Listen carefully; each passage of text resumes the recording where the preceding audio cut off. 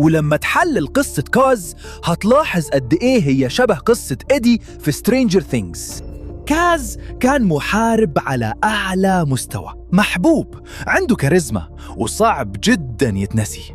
كان أعظم بطل ممكن فيكنا يقابله، ولما شاف قدراته وقوته وحضوره عرف إنه لازم يخليه إيده اليمين. فيكنا حتى صنع له سيف خارق القوة، سيف كاز، سلاح واعي وخطير ممكن ينقلب على أي حد. وده اللي حصل فعلا. مع الوقت السيف بدأ يهمس لكاز إن فيكنا ما بقاش محتاجه، وإنه هو الأفضل، وإن في يوم من الأيام هيتخلصوا منه. كاز وقع في الفخ ده، دخل مملكة فيكنا، قطع له دراعه وخلع له عينه، وبدأت واحدة من أعظم المعارك في اللور.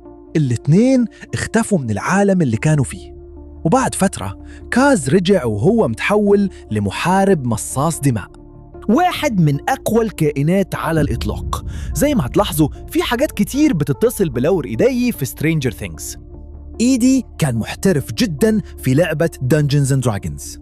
في هوكنز كان واحد من أقوى المحاربين، كان دايما كاريزما وكل الناس بتحبه، وكان شجاع جدا لدرجة أنه ضحى بنفسه علشان يجذب الخفافيش من العالم المقلوب. ضحى بحياته علشان الآخرين، وده خلاه بطل في نظر ناس كتير. وصدقوني فيكنا لاحظ ده كويس. لقى محارب وفي جدا لدرجة أنه ضحى بحياته.